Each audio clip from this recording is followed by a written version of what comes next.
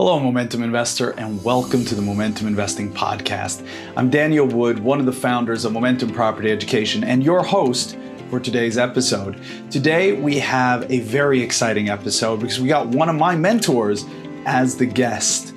Our guest, Arnon has kind of done everything in the investing world. He's built his own business and sold it. He's invested in property. He's invested in companies. He's invested in crypto. And he's really made that whole journey from, beginning through building up a business and an investing empire. What he focuses on today mainly is buying and selling companies. And he does it so well. He's got such an interesting take on the way he builds them up, the type of companies he acquires, and the way he makes them successful so that he can sell them. So I asked him to come on this show to share with us some of the lessons that he's learned throughout his career in all these different investing types to see exactly how do you do this successfully? How do you choose which investment is best? How do you build up a team? How do you identify and buy and sell companies? That was something that for me was super exciting, which you'll probably notice in the episode how drawn in I was. And Arnon is just such an amazing person, so I can tell you he will draw you in. Now, if you're just starting out your property investing journey and you're joining us on this episode, I can promise you're going to get a lot of value in learning how to think around investments. If you want to learn more about how to start and really how to build your property business, we have a course that we're going to give you for free called the 3 Simple Steps to Property Investing and the 3 Most Common Mistakes New Investors Make and how to avoid them. So what I want you to do is pause this episode right now and go to momentumgift.com. That's momentumgift.com to claim your free course and start learning exactly how you can build your property empire. Once you've done that, we'll come back to this episode, learn from Arnon, and we'll smash it together. So I hope you're excited. Every week we have episodes like this coming out every Tuesday, so make sure you subscribe to the podcast so you get that notification when the new episode is out. I promise next week we got a very exciting episode as well. Now, let's get into the details here of how to buy, build, and sell companies, how to identify the best investments in the market, and how to make sure your team is always delivering what you need. So, are you ready? Hope you are, because here we go. Welcome, Arnon Barnes.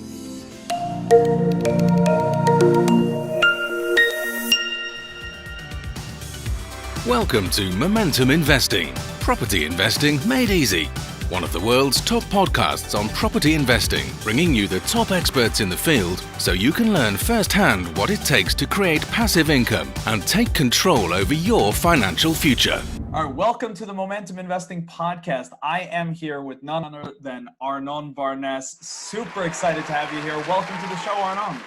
Thank you, Daniel. I'm excited to be here. I'm excited to have the opportunity to share some insights and give some value to all your listeners, all your followers, and all the people that you inspire every day, every week, every month.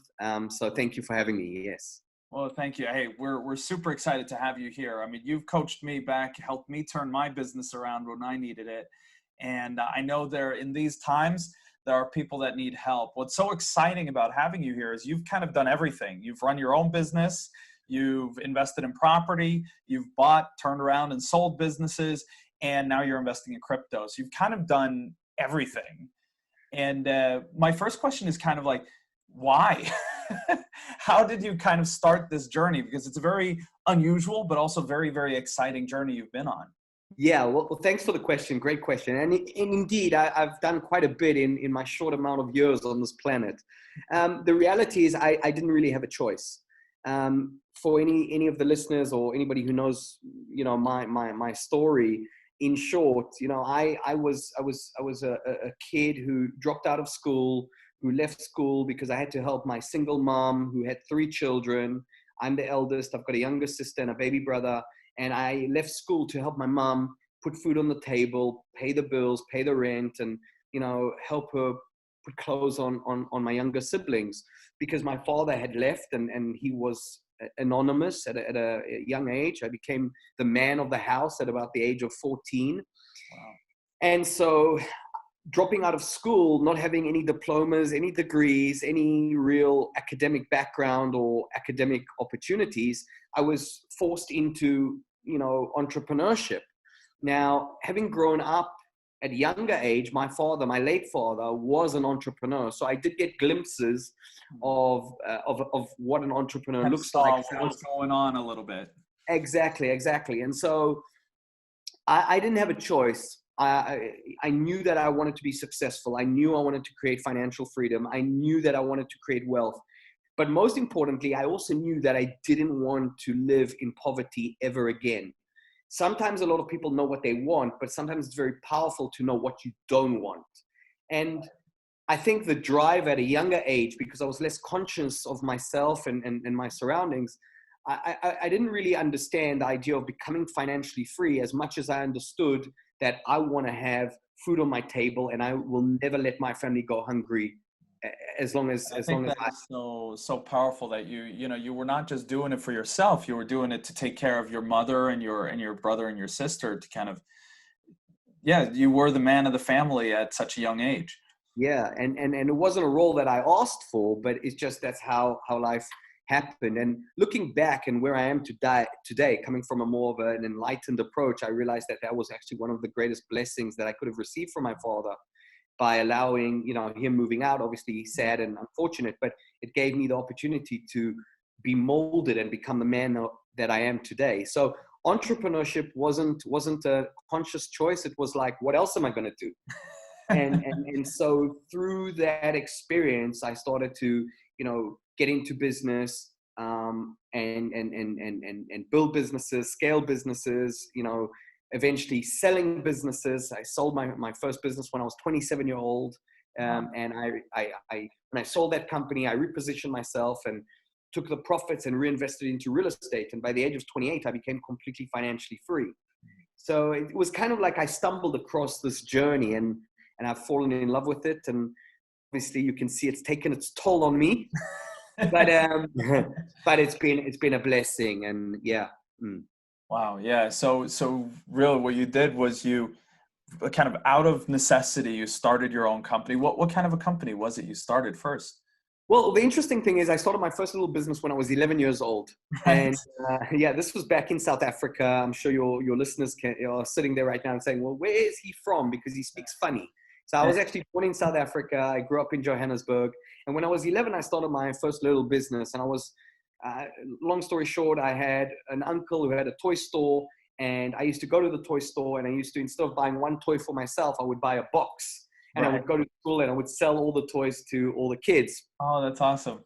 Until the government, also known as the school principal, and other teachers decided that this was not a healthy organization for me to be running around and selling toys at school. They kind of shut me down, like, some of the experiences we're going through in COVID right now. So so that was my first entrepreneurial adventure. That's actually funny. I think I remember reading Gary Vaynerchuk's biography, and I think he did the exact same thing as you.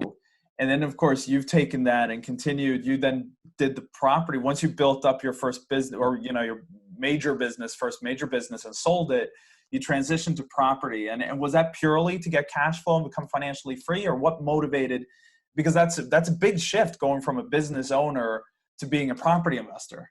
Yeah. So one of the books that has inspired me, and I know these two people that I'm gonna name their names in a moment, two people that truly inspired me to change my life, because at a very young age, when I was 16, 17, 18 years old, I realized that I had greatness within me, but I also knew that the people that I was surrounding myself were shitty people. Right. And so I needed to change my environment, and I needed to create new friends. And at this time, I made new friends by reading their books, and the mentors and the authors of these books became my teachers and my friends. Yeah. One of the books that changed my life was a book called Rich Dad, Poor Dad by Robert Kiyosaki, right? Yeah. And I read this book many years ago, and the irony is about 18 years later, I ended up sharing the stage and teaching alongside both Robert Kiyosaki and his wonderful wife, Kim Kiyosaki. Yeah, who we've had on the show, of course. Kim is amazing. Yeah. An amazing person. Listen, I've met Kim on stage and behind the scenes, in the green room, and she's just a wonderful person in and out. She's just a beautiful spirit, a beautiful soul. And so reading these books, Robert Kiyosaki, Rich Dad, Poor Dad, and this genre of personal development and business growth books, it was obvious that property was a pathway to creating financial freedom and leveraging myself financially, because of the interest and the positivity of the banks willing to loan. So for every dollar, every pound, every euro I put in, they would match it or even more. Yeah, and that's exactly. the leverage. And one of the things that I understood at a very young age is that one of the secrets to creating wealth is leverage. And through property, there's tremendous leverage. And so that's kind of how, when I sold my first company at the age of 27, taking some of those profits and repositioning myself into real estate, it was a very conscious decision, a little bit scary, I must say, but it was something that completely changed and transformed my life, and it has done, for more than a decade. And so I'm very blessed for making some of those decisions. Oh, that's wonderful. Yeah. And I'm sure it was motivated as well by just the stability of property, knowing that now your family would never want for anything again the moment you built that portfolio. Yeah, absolutely. It's been like I said, it's been a wonderful journey for me to transition from, the kid who was receiving a knock on the door and then charity was delivered in the form of food, to someone who's can actually be in a position to give. Yeah. And that's a really special feeling. Yeah. And then once you built your portfolio, you moved on to another step. You then started buying, turning around, and selling businesses. That's obviously super exciting. What led you? I mean, you've really journeyed through these very widely different types of investments. What led to that step, and what do you do in that step? I think that's a question a lot of people have. How does that actually work? Yeah. So first of all, if you look at it from a foundational perspective, some people will spend 20 years of their lives and $5 million, pounds, euros to build a business that does 1 or 2 million a year. Now, I realize as an entrepreneur that I am not going to live forever. And a lot of entrepreneurs really do think they're going to live until they're 687. Well, I am, but yes, I understand that everyone else can't, but I will, of course. Of course. And so for me, it is way more effective, efficient, and faster, and a lot cheaper for me, instead of going and starting a business from scratch, to just acquire an established business. It will cost me way less time, way less energy, way less frustration, because they're already working, they're already turning over, they've got clientele. And I can buy that business in such a structure that serves the seller, but also serves me as the buyer, and really saves me so much time, energy, and frustration. And so for me now, acquiring businesses, I've actually just acquired a new business, literally. Congratulations. I've just agreed the agreement. It was yesterday. We finalized the terms. Nice. with the seller, and so we're acquiring the business at 30% to begin with, and then we will transition in the next 3 to 5 years where we'll have 100% ownership. Right. So you do it in stages, and that also allows you to pull in leverage while you're doing the purchase. This specific deal worked out like this, just because the way we structured it. Other deals, it's complete 100% ownership. But every deal has its own flavor. There isn't a cookie cutter. It's not one size fits all, but it just worked for this specific deal. And this is a company that's, been running for over 20 years. They do amazing things. They serve so many clients. This is a UK-based company, so I'm passionate about buying companies in the UK, and that's where my focus is right now, because focus is an incredible, important part of doing business. It's the world. It's so easy to work with the entire world today, especially with all the online tools we have. And so buying these businesses has really changed my mindset. Instead of getting excited about a project or a passion or wanting to do an activity in a business, instead of starting it from zero, now I just look for a business that is already working, has clients, has profit, is turning over. And obviously, because I'm an experienced business coach and an experienced businessman myself, I can go into a business that's doing 2 million, and by adding some very interesting tools, strategies, tips, and shortcuts, I can take that business from 2 million to 4 million. Right. And that's where it gets really exciting. Yeah, that's where it gets All really right, exciting. let's break that down though, because I think this is super exciting, and it's kind of a world of business where it's in every step. Like when you're going on this journey, so to speak, you keep opening up doors. It's like initially you have no idea how to do property deals, and then all of a sudden you realize there are 25 ways to finance a deal. You can use the banks, you can use all these ways, and all of a sudden it becomes easy. But now this kind of the next step, and it literally was the next step for you on your journey. So I'd love to break it down a little bit because I know we're all curious to learn the details. So first, how do you find a profitable business that wants to sell? I mean, there's no website where they're all published. So how do you find a seller? Yeah, so specifically in my case, what we have is we have business acquisition experts around us. These are like you have in real estate, like we use in property. We have brokers that introduce us to deals and introduce us to properties. There are also business brokers out there. And one of the things that I've been blessed with is that I have a board. I have a group of very, very experienced businessmen that act as my board, my advisors. And in the space of investing and buying companies, they know people. And I've been introduced to these specialists who are actually brokers, but they introduce deals not from a real estate perspective, but businesses for sale. So I use that leveraged approach again by working with other people's experience and their knowledge of the marketplace. That's so exciting. It's the exact same process. We use sourcing agents for deals in property. So you're using business brokers for it there. So is it the same principle? You literally give them like a business brief, like this is the type of company I'm looking for? Absolutely. So there's a scope, there's a tender, this is what we're looking for. This is what it sounds like. This is what it smells like. This is what it sounds like.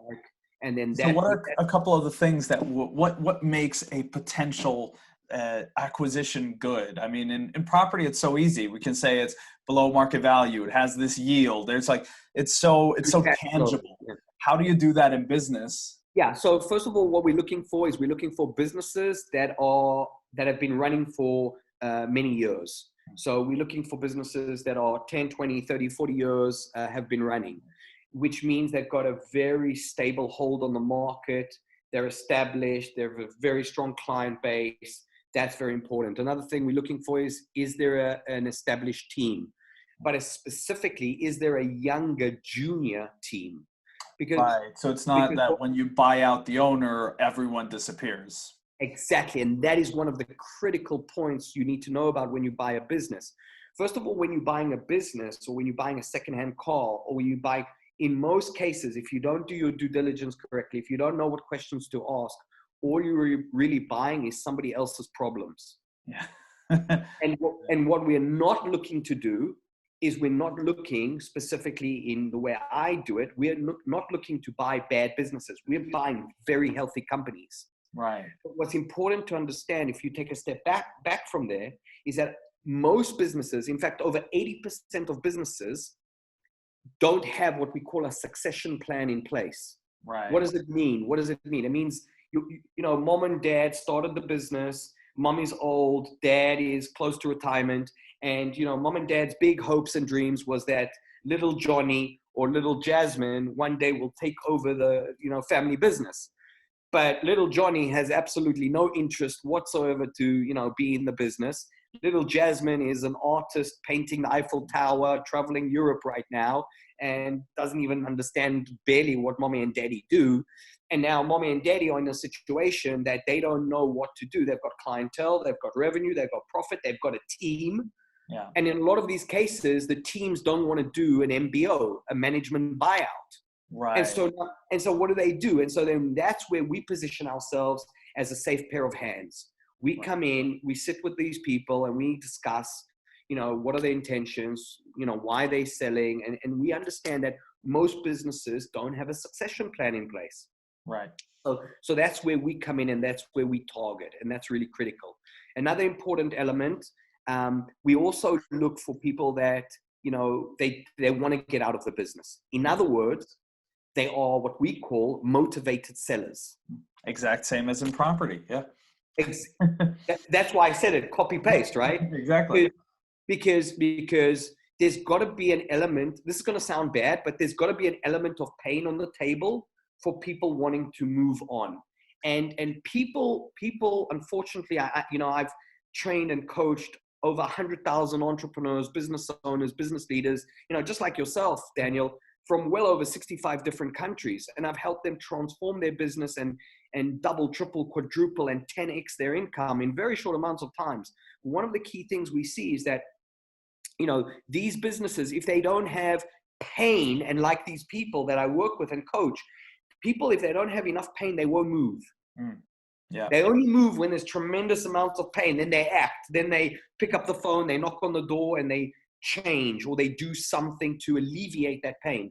So it might not sound really good, but the reality is I look for motivated sellers. In other words, people that are in pain, they're either sick and tired of being in the business. They can't, if they go into the office one more time without knowing that there's a light or an exit strategy at the end of the tunnel, they're literally going to vomit, be sick, and they can't do it anymore.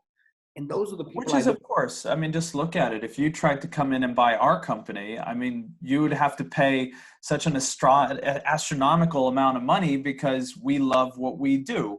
So you're trying to buy our children, it's like, that's not going to work. Exactly. But, And so it's something you don't want to do. If you're tired of it, then all of a sudden we can have a fair discussion of what would it be priced at. Exactly. So that's kind of the scope of what we're looking for. Obviously, we look for businesses that are doing, specifically right now, I'm acquiring 22 companies, and we're looking at a scope of each business being valued between 2 to 5 million pounds. Right. And so, how is that value based? Is it a multiple of profits? No, that I'm talking 2 to 5 million. That's what they do in sales. That's what they do. So revenue. Okay. Yeah. Okay. And so do you also meet the team and get to know the team beforehand, or do you do that? Is that only when the paper is signed? Yeah, that's a really good question, because obviously there's all these questions of how do you do it, because, there's a team. They've been with in many ways, you're buying the team because, that's the value of a company in many ways. Absolutely. I agree. And so that is a very, that's like walking on eggs. You've got to be able to get the message across early enough so that they don't feel deceived. But you don't want to get the message across too early because maybe the deal hasn't really been signed. It hasn't gone through due diligence. The finance isn't in place. And right. So it's really a juggling act. You really got to find the sweet spot, the sweet moment where you notify the team. And the normal way that we do it is obviously we speak to the owners, because that's where the transaction happens. And then we speak to the top leaders of the organization. It might be 2, 3, 4 people. So they know a little bit earlier. And then we start to trickle down to the rest of the organization. What's really important. Do you talk to those top leaders? Are you already agreed on the deal, or is that a part of your due diligence as well? Well, a part of the due diligence is to make sure that the higher team, the higher management, or the executives of the organization that I'm acquiring are excited about the future, and they see a future with us moving forward. Because as even though I'm buying the businesses as an owner to own the company, I am not looking to buy myself a job. Yeah, exactly.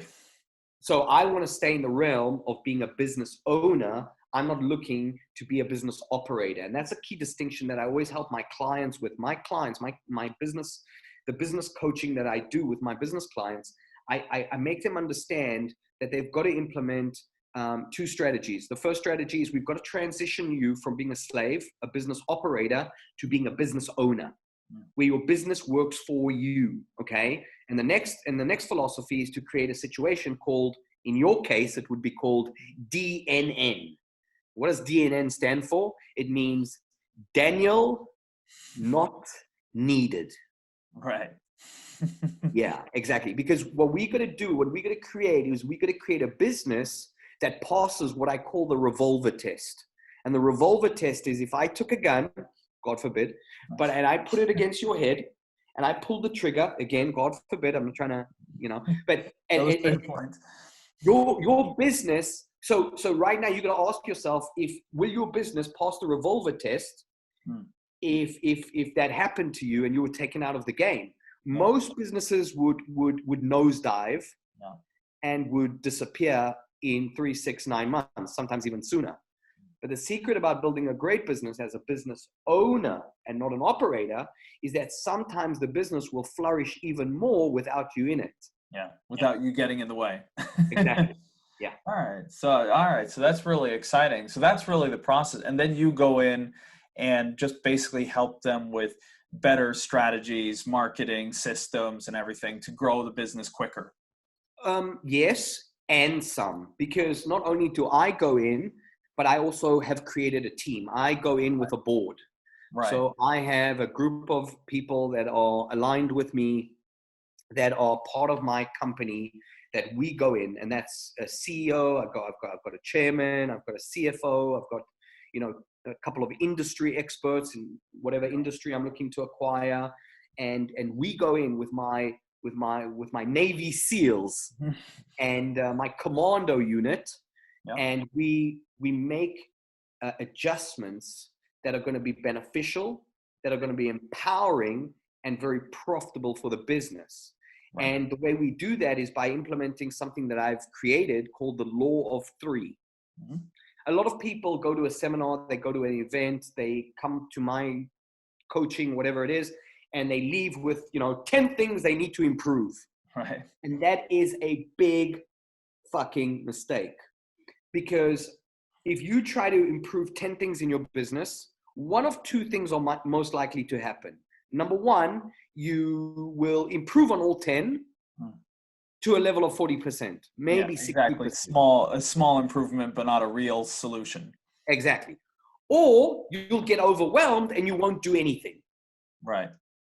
By implementing what I call the Law of Three in your business, you focus on three things, just three things, that if you improve these three things to a level of mastery, to a level of 100%, skyrocket, going to change the game for you. And so when we go into a business, when we're looking to change or improve or add value to its model, its business, we only look to improve on three things. Once we've mastered those three things, and it might take a week, it might take a month, it might take 3, 4, 5 months, then we sit down and we say, okay, what are the next three things that we can implement? Right. Because we don't want to shake the boat. We don't want to ruffle the feathers. We don't want people to feel too uncomfortable. A transition of ownership is already an unsettling process. Of course. And so we've got to do it intelligently and psychologically smart so people feel safe. One of the key things I always say to my coaching clients, your team's ability to perform at its highest level is directly correlated in their ability to feel safe.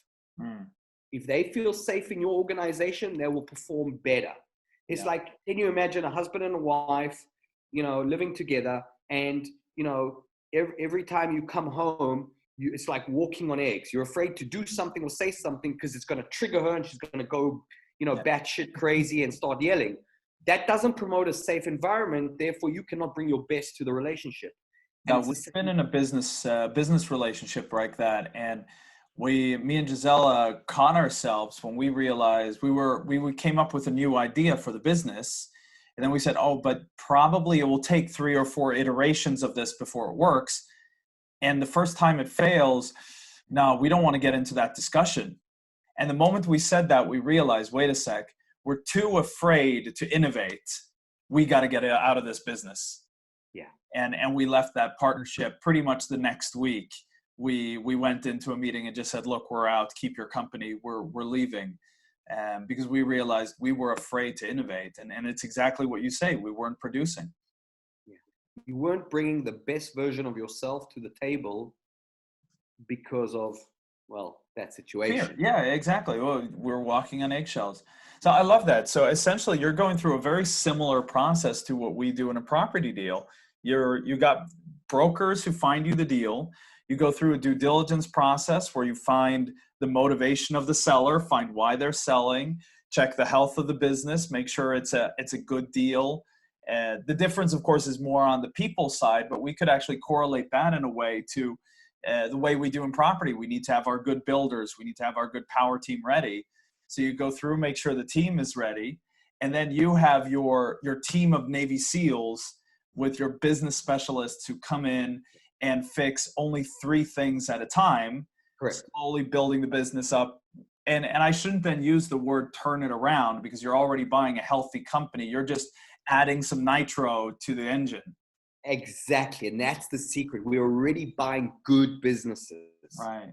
And then what's your exit? Do you sell it in the end, or do you keep these and just run them for Yeah. ever? So the game plan is to accumulate a number of these businesses. Currently, we're acquiring 22 companies in a specific niche, in a specific field that we were focused on. And Wow. once Cornering a market. once we've acquired these 22 firms, these 22 businesses, then the game plan is to exit, to either sell to private equity, to a fund, to a top tier player in that space. Obviously, there's a conversation of an IPO to float, Wow. Yeah. but that wouldn't be my Can I preference. ask there? This is interesting. So when you've acquired those 22, will you be merging them into one, or are Yes. you? Yeah, you're actually going to. So the way we acquire them under one umbrella, and Right. but each business would be in a silo, in an SPV, a special purpose vehicle. Okay, so they're But still separate companies. So you're not merging them all into one business. No. They're actually separate. And we do that for 2 reasons. Number one, because it's not healthy. Yeah. Because if one business fails, it affects everyone. If it's in its own silo, then if something happens, it's on its own. It doesn't affect.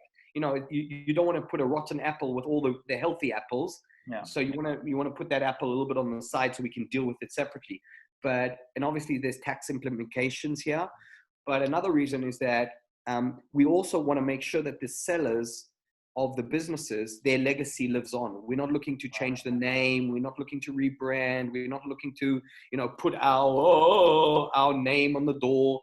We don't come from that energy. We just come from wanting to improve the business, giving these people an exit, showing them that there is a way for them to, reap the rewards of the last 20, 30, 40 years of building this business up, giving them a nice exit, a nice retirement fund, but at the same time, taking care of our company and, really creating a win-win situations between them, the seller, us, the buyer, the team, and the clientele that they serve. I love that. That's so cool. And I think it's in a way, it makes total sense. And at the same time, it's very counterintuitive, because you're thinking, if you're buying 22 businesses in the same industry, if you merge them all, you would have a juggernaut and you would save money by the synergy. But of course, mergers is one of the hardest things to do in any business. And doing it with 22 companies is probably impossible in reality.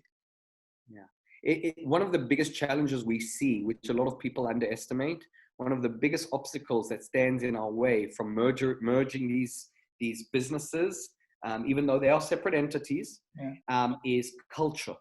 Exactly. That's what I was thinking. Imagine putting together 22 different cultures into one office.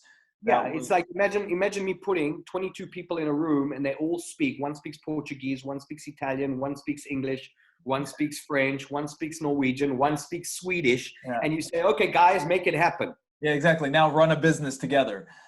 Yeah, good luck. So this is where we have experts in the cultural aspect of things that actually help us bridge the gap between the businesses to make sure that there's a cultural fitting. And we actually do cultural due diligence before acquisitions. Oh, that's super exciting. So that's an art form. But I love the fact that you're working through the whole way. You're not actually merging them, and then you have a planned exit on a sale to either private equity or something, or to just a major player in the market who sees that they have a chance to acquire kind of the rest of the market in one fell swoop. Exactly. Yeah. That's awesome. That's so exciting. So overall, I mean, like we say, you've done so much. And I mean, after that, now you're doing lots of stuff, even in the crypto space. I mean, you've pretty much done every single type of investment that's out there. Yeah. So what is it that excites you about an investment? What are you looking for when you're kind of hunting for a deal? Okay, so if I'm looking, so just to tap on what you said, yes, I invest in cryptocurrency. My portfolio is considered probably amongst the 5% biggest portfolios held by a private investor in the world. And I just totally believe in Bitcoin. I believe in what this crypto space is into, and it's new age, and I'm just all in, basically. So, and of course, this is not financial advice. I'm not telling any one of your listeners, go invest. That's the disclaimer for every episode. It's not financial advice. Arnon is just telling us what he is doing, and I don't know anything, so don't listen to me. Great. So that's it. I can only speak from my experience and what I'm living and doing. So yeah, so big in crypto. I'm really excited about where the world is going to. And I recommend people do research on that subject. I know I've spent tremendous amount of hours, days, weeks studying, learning, and investigating. And as a result, I've put in pretty much all my free cash into that space. And I mean, we know you work very closely with Marcus de Maria, who we've also had on this episode before, who's also spent countless hours researching this, and you guys put your heads together. So there's a lot of study that's into that. Yes, so top expert, top advisor. One of the greatest things about Marcus is he's a tremendously nice person off stage, but he's an incredibly, tremendously nice person off stage. What you see off stage and what you see on stage is the same person. And I love that because a lot of people are different. On stage, they're one way, off stage, they're different. And he's a genius and he's done very well in the investing space. And actually, I consider him in some shape, in some way, my mentor when it comes to investing. So yeah, great guy. So yeah, crypto investing, obviously. What do I look for when I buy a deal? What do I look for? Let's journey back to, if it's looking at businesses I'm acquiring, I'm looking at people. I'm looking at people is so important. Again, I'm not looking to buy myself a job. I'm not looking to be a business operator. I'm actually, when I'm acquiring a business, I'm acquiring more freedom. Right. Yeah. That's the way I look at it. I'm acquiring, I'm acquiring, 2-3 things. Freedom. I'm acquiring freedom. But another 2 very important things is I'm acquiring revenue and ultimately profit. Yeah. And, the revenue / the profit is going to actually promote more freedom for me. And one of my highest values, if anybody knows me, one of my highest values outside of integrity and honesty is freedom. I love my freedom. And so what I look for when I'm acquiring a deal is I'm looking for great people, really, quality people that I can go to battle with. I'm an ex-military man. I spent 3 years in the army. And, one of the key things is, who you go into a battle with, and, do they have your back and do I have their back? And so the teams and the businesses that we look for, the junior team under the owners that are eventually going to step out, is very critical. It's a very important part of our due diligence. And there's got to be a real wanting and an inspiration and an aspiration of theirs to want to work with us. And hopefully they share. I can imagine that there's an excitement there for them as well, especially in these older companies where it's an older couple who might not have been pushing for the last decade even. And now here comes an excited, new team who's there to build the company. It's one of the best businesses that I love acquiring because a lot of people play business on defense. A lot of people, especially these older businesses, the phone keeps ringing, the clients will show up no matter what. We don't need to market. We don't need to sell. They'll put in their order. Screw it up, then we're fine. Yeah, exactly. But they play, I always talk about different ways to play the business game. But one of the ways a lot of people play the business game who are in business, they play not to lose. Yeah. In other words, let's protect what we have. Let's, feed what we have, and that's it. And that is not, we come from a little bit more of an offensive approach where we want to win, but not only win, we want to play offense. We want to win on our own terms and conditions.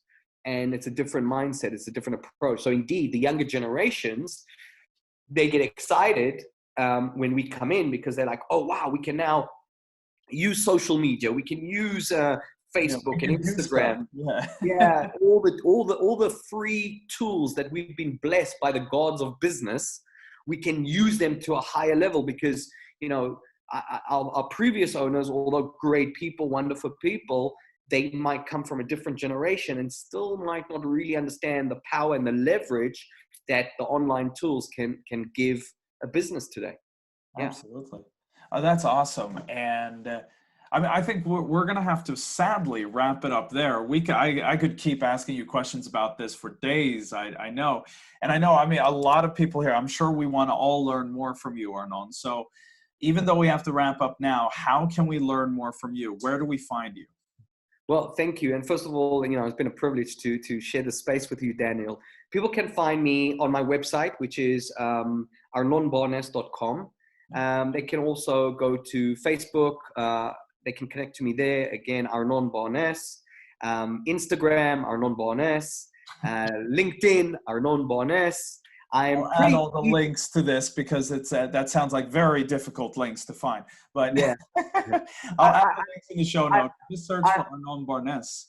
Yeah, I'm very easy to find. So if you really have a desire to, I don't know, take your business to the next level, take your money to the next level, or you just want maybe a kick up the ass and you just want to, maybe tap into some of the wonderful things that I've shared on the call here today with you, Daniel, then sure, I'd be happy to serve and get in touch. Thank you. Awesome. So everyone, arnonbarnes.com or on any social media platform, search for Arnon Barnes. I'll add the links in the show notes so you can find them there. Arnon, again, thank you so much for joining us. Everyone who's listened, thank you so much. Stay tuned. I got some exciting news for you, so don't log off yet. But again, thank you so much, everyone. Wow, isn't Arnon amazing? I learned so much just from listening to him. You notice how many questions I was asking. I was just so intrigued by the way he does his business and the way he buys and sells companies. I think it's amazing. So I hope you are ready to take some action yourself. If you're just starting out your property journey, I want to invite you to join the 3 simple steps to property investing and the 3 most common mistakes new investors make and how to avoid them. Go to momentumgift.com to claim it. I also would like to invite you into our Facebook community. We have over 1,000 investors from all over the world gathered together, bouncing ideas, asking questions, supporting each other on this journey. If you ever felt you needed a community to turn to guide you, to support you, well, this Facebook community is it. It's really a community. We love each other, we help each other, we support each other. All you need to do is either go to Momentum Property Education on Facebook and you'll see our linked groups and it's International Property Investors, or search for International Property Investors and usually it comes up as the top results, so you'll see it there. So I'm super excited to have you join us. Now, next week's episode is going to be really, really exciting because next week I will share with you the people who introduced me to Tony Robbins. Now, if you don't know my background with Tony Robbins, he turned my business around. When I started out my property journey, I almost went bankrupt. I had a very tough journey to start out my property life. We started out, we built up a property portfolio, and then everything kind of fell apart, and we literally lost hundreds of thousands of dollars, or of pounds, sorry, well, dollars too, obviously. But we were on the brink of bankruptcy. When I bought a ticket, yes, I was on the brink of bankruptcy, and I bought a ticket to go and see Tony Robbins, and what I learned at that event changed my life forever. Now, the people that brought Tony Robbins to the UK is Success Resources. Success Resources is the largest event company in the world outside of the US. They do all of Tony Robbins events outside of the US. They do events with Robert and Kim Kiyosaki, Les Brown, Brian Tracy. You name a famous person, they've done events with them. Everyone from Gary Vaynerchuk to Grant Cardone. The founders of Success Resources know them all personally, have done events with them for years. So I asked Richard and Veronica Tan to join us on the Momentum Investing podcast. And you know what? They said yes. They are going to share with us next week some of the lessons from the most successful people in the world, how they've built a I think it's over $100 million they're doing in their event company over the world. They've done amazing things. They've built it from scratch. They are amazing entrepreneurs. Like I said, they got the inside scoop and are going to share some really hot gossip on the famous people of the world. So I'm very, very excited to have them. It was such an honor to sit down with them. So make sure you subscribe to the podcast so you get an update as soon as that episode comes out next Tuesday. I hope I'll see you there. And before we go, if I could ask you for one little favor here, is please, if you are listening to this on a platform where you can leave a review, please give us a 5-star review. It really helps us get this show out to more people, helps us support more people, and give value to more people on this journey. So I really appreciate it if you do that. So thank you so much. Thank you for listening. I'll see you next week.